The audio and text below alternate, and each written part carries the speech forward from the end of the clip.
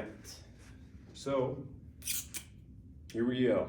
So we're first going to talk about homeostasis.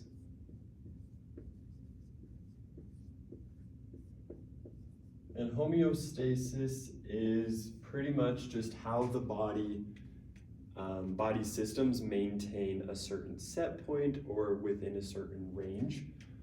For example, like temperature, body temperature, how we maintain our body temperature. So I'm going to draw a quick graph to kind of represent how this happens. So along the bottom we have time, and the top right here we have, let's say our example is going to be body temperature, so core body temp, but it's some type of variable. It could also be like blood pressure or something else like that. And so basically our body has what's called a normal range. And this normal range is the temperatures that our body fluctuates between that is normal for us. And so it will also have what's called a set point, which the set point is this blue dotted line right here. That is kind of like a basis on what, it's kind of like a focal point on what the body will fluctuate around. For body temperature, it's 98.6. For blood pressure, it's 120/80. But for this, we have body temperature. And as we go through time and we take temperatures, we'll kind of see that the body temperature kind of fluctuates a little bit like that. It will go up, it'll go down, it'll go up, it'll go down, but it'll fluctuate around this set point of 98.6. And that's kind of the set point, it's kind of what it does. And there's certain processes that make this happen. They're called feedback loops. So we're going to explain those real quick, and then we can explain how it affects blood pressure. So feedback loops, for body temperature, it starts with a stimulus.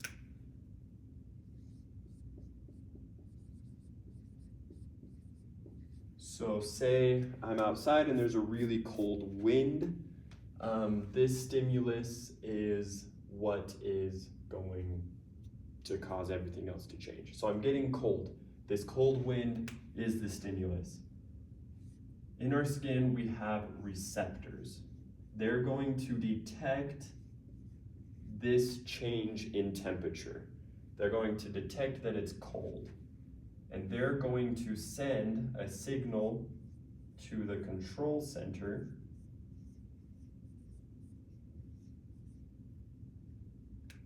which this goes through the receptors to the control center is called an afferent pathway.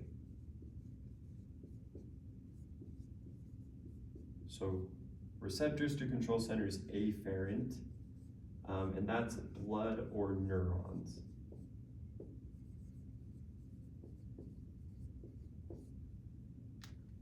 And so in the control center, once it goes through the afferent pathway, in the control center controls the set point. It determines the range, the normal range.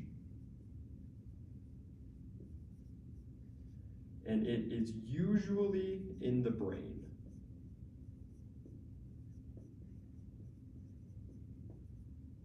Not always, but normally it is in the brain.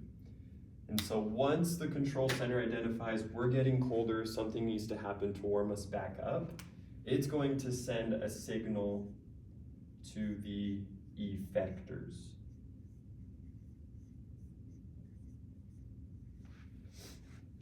And this pathway is called the efferent, with an E instead of an A.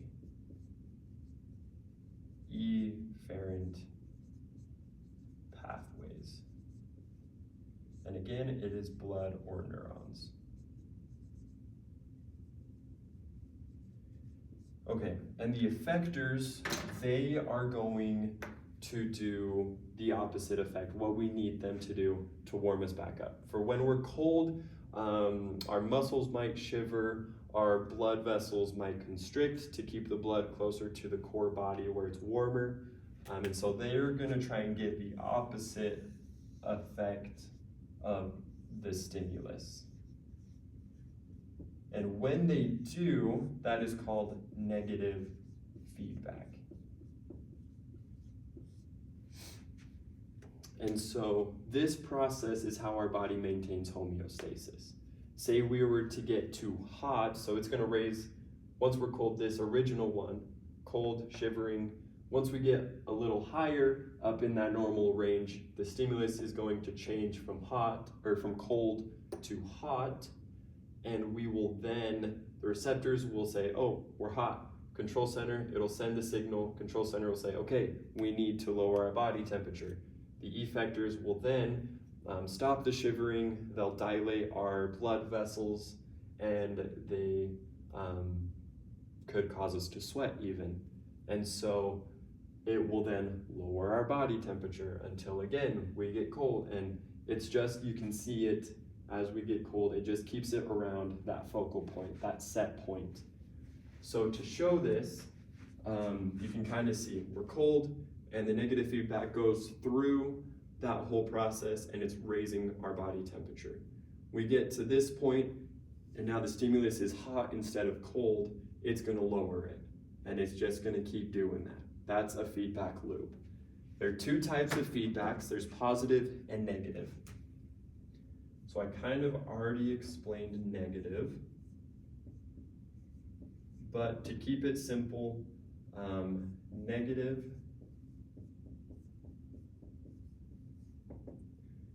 means back to set points. So we're just going back to the set point.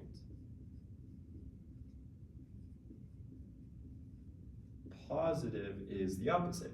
We're getting further from set point.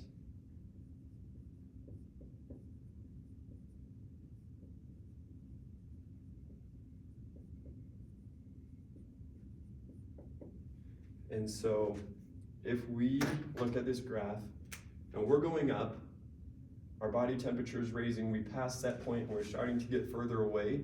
And before this other negative feedback could come in, our body temperature keeps going up.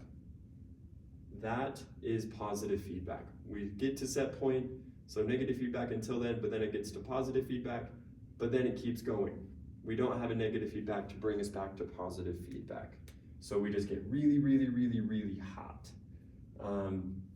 Something interesting though is that since the control center determines the normal range, fevers when we're sick is actually normal. And so the brain has now moved this normal range higher for body temperature.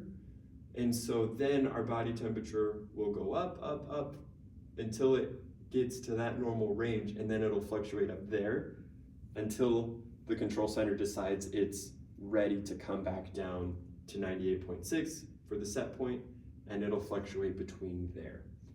An example of this, we're gonna use blood pressure. And blood pressure is affected by many things, but we're just gonna look at blood volume. We're gonna look at peripheral resistance, which is just vasodilation and constriction. And we're gonna look at heart rate. So the ratios of this, as volume increases, so does blood pressure. As peripheral resistance increases, so does blood pressure. As heart rate increases, so does blood pressure, and vice versa. If volume decreases, so does the blood pressure. And so we're gonna look at negative feedback first. So our stimulus is we're going to be losing volume. We're gonna be bleeding. And so naturally, our body will decrease blood pressure because our volume is decreasing. But the stimulus is bleeding. The receptor is gonna note that we are bleeding, send it to the control center, And the control center is going to say that we need to get the blood pressure back up. So it's going to send a signal to the effectors, and the effectors are going to signal the heart rate and the peripheral resistance to increase. So now heart rate increases, and so does peripheral resistance. And now, because these are active, even though we're losing blood, our blood pressure is actually going to increase. So this negative feedback worked. Our volume stimulus was decreasing, we started losing blood pressure, but then the negative feedback went through this process and we produced the opposite effect to increase the blood pressure. However, if we were to say our volume is decreasing, making our blood pressure decrease, and now our heart rate is now decreasing, along with our peripheral resistance, something's wrong and not working, this is positive feedback. Our blood pressure is still dropping. Heart rate is still dropping. Peripheral resistance is dropping. Everything is dropping, so it's taking us away from set point. That is positive feedback. And that's pretty much homeostasis. Yeah, I'm gonna move the camera and we're gonna move on if you would like to see.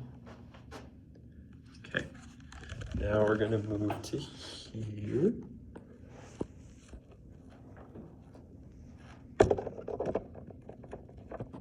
Okay, so the next thing we're talking about is diffusion. Diffusion is the transport of stuff in or out of the cell. It's not water, it is stuff, solutes. And so we are going to look at a few different types, but the first one, there's two different types. So there's some that don't require any energy, so no energy, and there's some that do. This type of energy is normally ATP, that's what we're going to use, but it can also be GTP or something else. And so that ATP is kind of that energy. I'll explain a little later. We're going to start with no energy first. And so this is called passive diffusion.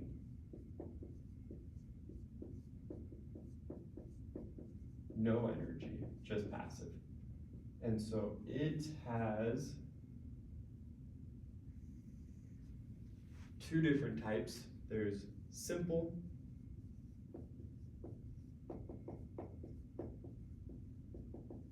diffusion and facilitated.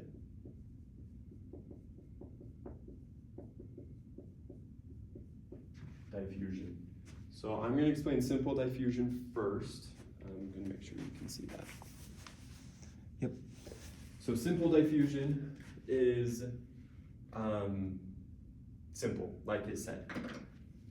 It is high concentration. I'm going to be talking about a concentration gradient a lot. The concentration gradient is basically how many solutes we have on one side compared to the other. This is a high concentration. The more you have, high concentration gradient, and this is a low concentration gradient, the lesser amount of solutes on one side. So I'll be using that term, those terms a lot. In passive diffusion, the solutes are traveling from high concentration to low concentration. In simple diffusion, I'm going to make a graph. It is pretty linear and constant. As the concentration increases,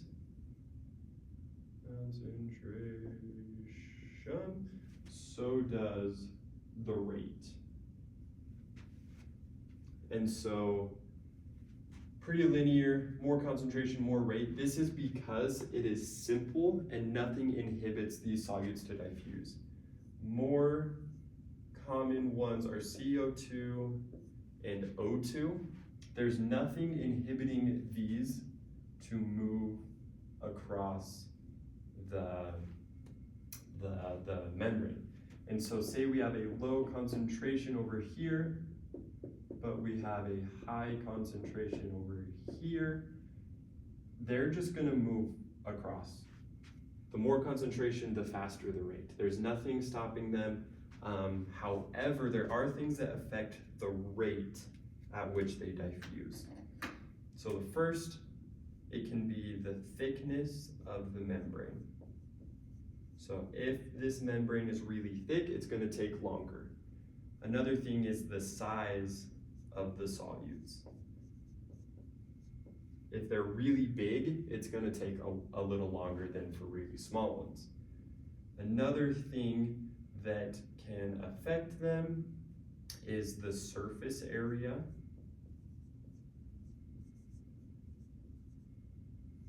of the membrane. Say we have a ton of solutes, but they can only diffuse in this part of it, then it's gonna take a little bit longer because that's the only part that they'll allow to go through. But if we have a larger surface, more can go through at a time. And so those are just a few things that can affect the rate of simple diffusion. So that's simple diffusion. It is simple. They just go through, they don't need proteins, they don't need energy. They just go from a high concentration to a low concentration. So now we're going to talk about facilitated diffusion. And there's two types of facilitated diffusion that we're going to talk about. The first are channels, channel proteins. And the next one are carrier proteins or carrier-mediated transport. So first, there are three types of channel proteins. The first is mechanically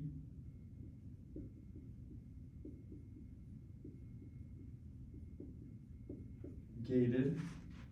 The next is voltage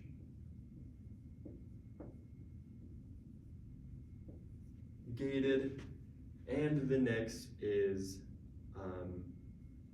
ligand or chemically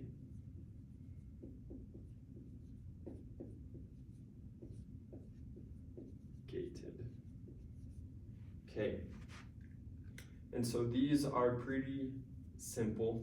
For facilitated diffusion, a big difference between these two is that for each one of these is very specific. Simple diffusion is specific, except it doesn't have like a receptor or a filter. It's just if the solute can diffuse across or not. But these are very, very specific. So they have what's called a selectivity filter. So they're only going to allow what they choose to go through. For example, if they allow calcium to go through, then they're only gonna let calcium go through. They're not gonna let sodium, potassium, anything else go through them. They are very specific. Another thing is they can be saturated. Saturation just means that these have a max rate of diffusion. Once that max rate is met, it can't go any faster, it'll just stay constant. Things will still diffuse, they'll still go, but at a constant rate. You can't go any faster. To represent this, it's kind of like this. So here's the graph, here's the concentration, here's the rate, and for lower concentrations, it can still be pretty quick until it gets to that saturation point where the carriers, the channels, they're overwhelmed with how many solutes there are that they can only transport a certain amount at a certain rate of speed. And so that is saturation. These can be saturated, simple diffusion can't saturate. So yeah. So mechanically gated, all of these are pretty similar. They all are a protein in the membrane, and they're all, I'm gonna do this one right there. Okay. And so mechanically gated have a few things. You can kind of think of this one as having a lid on top that opens and closes, allowing the solutes to pass through. Each channel is open on both sides. That's a big difference between the carrier that I'll explain in a little bit. But for mechanically gated, things that can open this lid is touch, something touches it. Another thing, there can be a change in pressure. So a change in pressure can open the lid, whether more pressure, less pressure. A change in temperature can open the lid. And these allow the selective solutes to go through once it's open, like that. And then once that's done, the pressure, temp, touch, whatever will change, the lid will close and nothing can pass through it. So that's mechanically gated. Voltage gated is kind of similar, except you need a charge to open it. Positive or negative depends on the protein. But a positive charge, for example, if it's a positive charge will cause the voltage gate to open, allowing the solutes to go through. Until that charge is gone, it closes again and stops allowing its specific solute to pass through. The ligand gated or chemically gated, it's a little different in that it needs what's called like a ligand or some other chemical to bind to it. And once those are bound, the channel will open, the specific solutes will go through until these are done, and they'll break off, the channel will close, nothing can break into it again. And so it needs some sort of ligand or chemical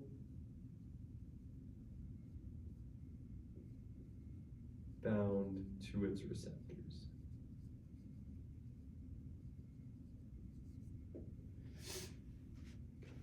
And so that's why these are specific, is because only specific things can open them, but also means that only specific solutes can pass through them.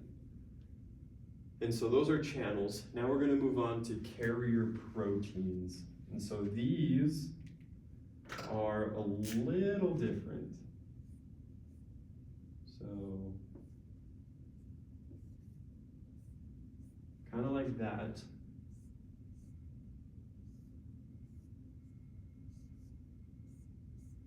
Like that.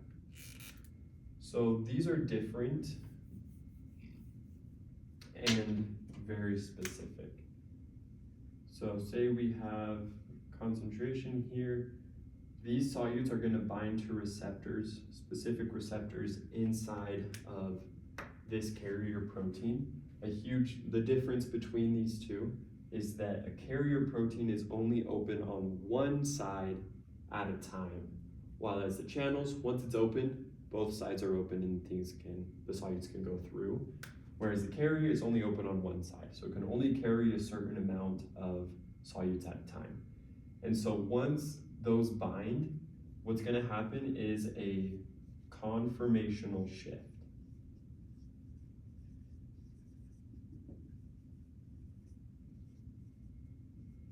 Basically, it's going to be a shape change. It's just going to change shape.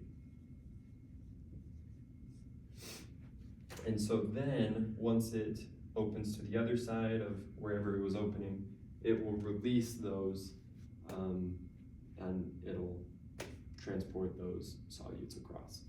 And so it's only open on one side, whereas channels are open on both sides. So they're specific, they can be saturated, simple diffusion can't be. It is still a little specific, just depending on the size, thickness, things like that. So now that's passive diffusion, doesn't require any energy. I'm gonna make sure you can see this part. Yep, perfect. So, transport that requires energy is called active transport.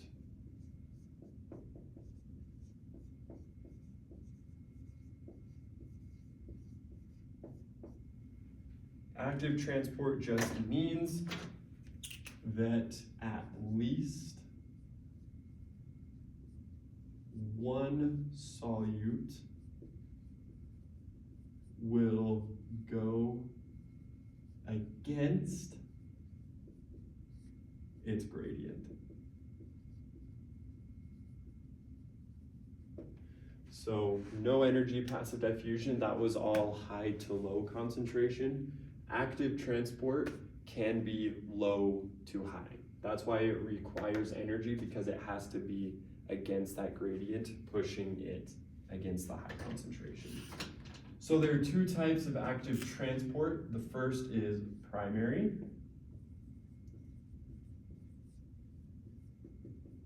Active transport, and the next is secondary active transport. And so primary active transport, basically this will directly use ATP, or directly use that energy needed.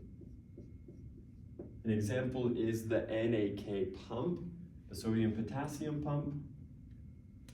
And so I'll kind of draw that best I can, I'm not an artist.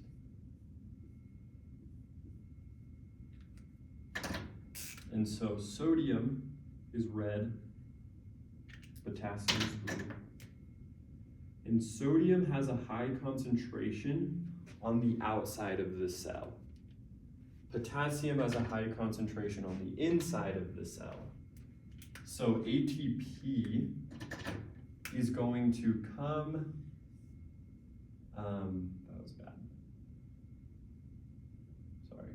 It's going to come and bind at the site that it binds with, and release ADP and ATP, and it's gonna bind. And once that happens, this NAK pump is going to release 2 sodiums into the outside of the cell against its gradient, while it releases 3 potassiums into the cell, also against its gradient, from low to high. So that's why it requires the energy, because moving from a low to high concentration is really hard without that energy. That's why passive is high to low, because it doesn't require any energy. And so that those potassiums will move in, the sodiums will move out, both against their gradient. Now, secondary active transport is very dependent on primary active transport. If primary doesn't happen, neither does secondary. So secondary active transport is similar to primary, except it indirectly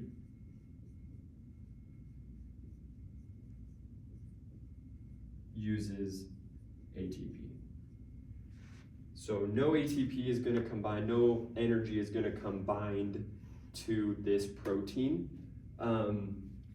but it kind of uses sodium, the sodium gradient, as its energy, but because it doesn't happen without this happening, it indirectly uses that energy. And so we know we have an abundance of sodium on the outside, and calcium is on the inside. So say we have some calcium on the inside, but again, the gradient for calcium is on the outside as well normally. And so we have two words that kind of help us understand the movements of these for secondary. It's symport and antiport. So symport, let me redraw this. Symport basically means that they're both going to go in the same direction. Na, calcium, or sodium, sorry, and I don't know, let's go some other, we'll use calcium. So calcium is, no, we won't use calcium, just some other random solute. Sodium is going to go with its gradient into the cell. So it's going with. And this movement, and this solute, this going in is going to cause that solute to also go into the cell, but let's say its concentration gradient is higher inside than outside. So it's going to go against it. So there's that one, at least one solute going against the gradient. Symport basically just describes that they're both going into or out of, both going the same direction. Antiport is the opposite. Basically, as sodium goes into the cell, it can say calcium, we'll do calcium, goes out of the cell, because calcium has a high concentration on the outside of the cell. It's going to go against its gradient, while sodium again goes with it. And antiport just explains that they're going opposite directions. So you can see that symport, same direction, antiport, they go opposite. And so that is secondary transport. It kind of uses the sodium as its energy, but it indirectly uses the ATP because you can't have secondary active transport without the primary active transport. And it all uses energy, uses the ATP because it has to go against the gradient from low to high. All right, so we're gonna move the camera again. I'm just gonna put it right here. Perfect. Okay.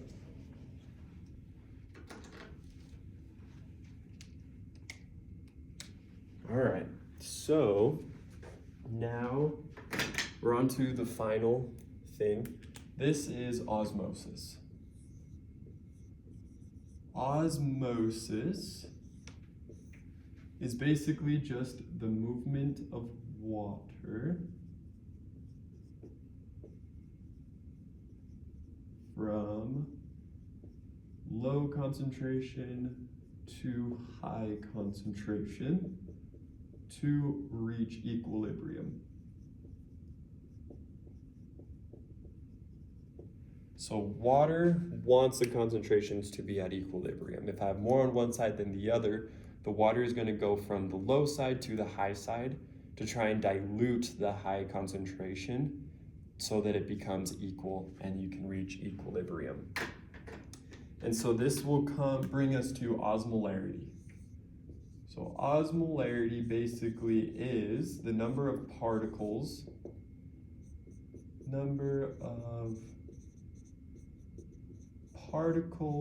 per liter of solution. It is different from molarity in that osmolarity is particles. Molarity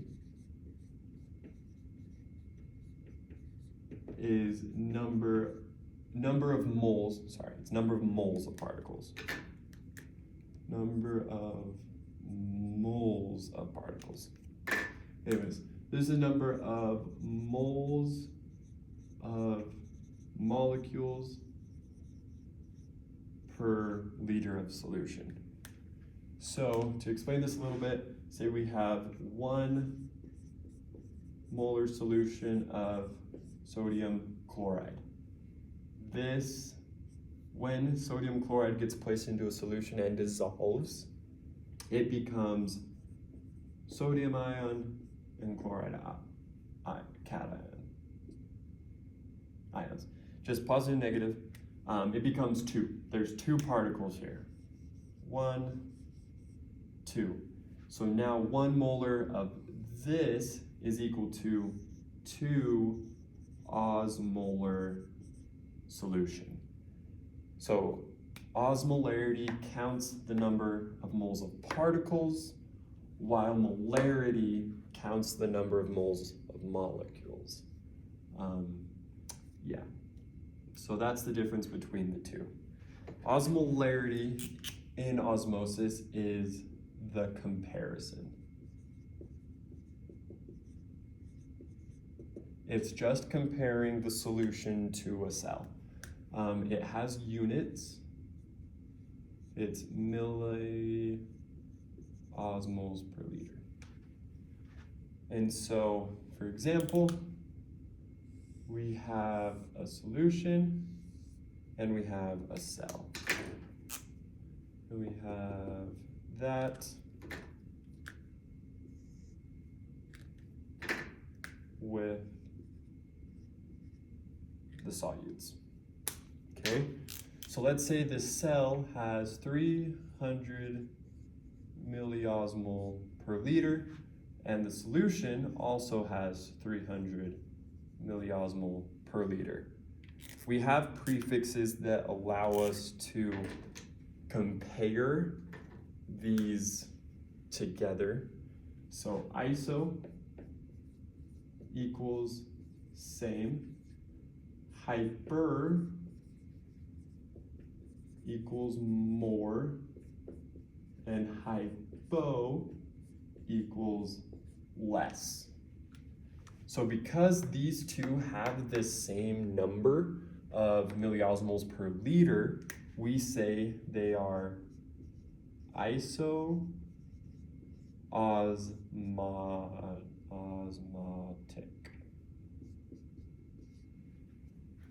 Because they each have 300 milliosmoles per liter, we're just comparing them, nothing else. Isoosmotic, that's what that means. Now that brings us to tonicity. Tonicity, now we get to see what happens when we mix them. This is the effect. So what is the cell going to do to the solution, or what is the solution going to do to the cell?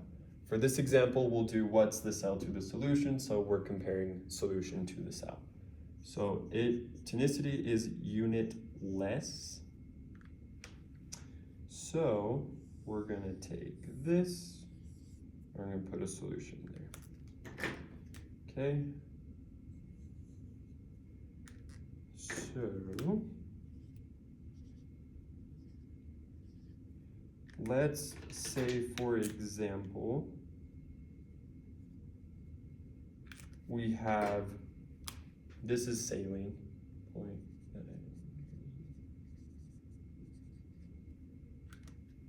So just saline. So saline doesn't dissolve, it won't go into the cell either, it's non-penetrating. And so penetrating just means will it go into the cell or not. Saline is non-penetrating, it won't go into the cell.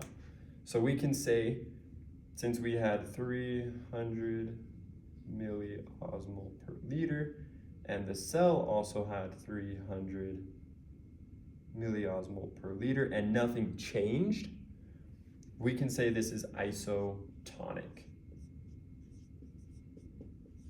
However, it is possible to have an isoosmotic solution, but also have an isotonic or a hypotonic solution. And I'll explain that right now. So say we have a 5% dextrose solution. Dextrose is penetrating. It will go into the cell. It will penetrate in.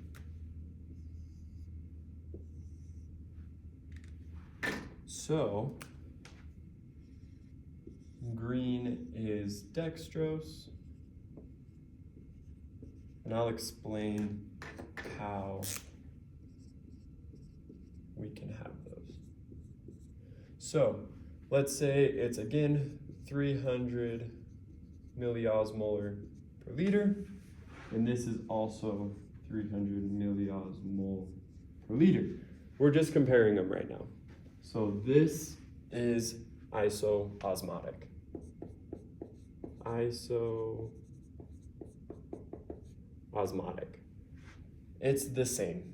However, because dextrose is penetrating, once we get down to the tonicity, once we put the cell into it, the dextrose will go into the cell and dissolve. And so once it dissolves, it just disappears. So all of those will move in and dissolve. So now we just have this. So out in the solution, we have now 0 milliosmolar per liter. But inside, because it was originally 300, it stays 300 milliosmoles. So now we have less concentration on the outside than the inside. So it's different, leading it to, we're comparing the solution to the cell, it is hypotonic. So even though we had an isoosmotic solution up here, or comparison, we have a hypotonic solution. And so the water, since there's 0 out here, it goes from low to high, remember, that's what osmosis is. The water from the solution is going to penetrate into the cell. And so hypotonic means cell will swell. So hypotonic, it's an easy way to remember is if it's hypotonic, the cell swells, it gets bigger because the water is going from the outside to the inside into the cell, causing it to get bigger. And so another way, and so hypertonic is just the opposite. Say those were switched and it was 300 outside, 0 inside, it'd be hypertonic, so water leaves, so the cell shrinks. So hypertonic, the cell gets smaller. Hypotonic, the cell swells. And so even though it was isoosmotic, it just depends for tonicity, what's gonna happen once you put the cell into the solution. And like we saw, the dextrose moved into the cell, dissolved, went away, and left us with 300 inside with 0 outside, causing it to be hypotonic. And so that is osmosis. That's pretty much it. That's the difference between osmolarity and tonicity.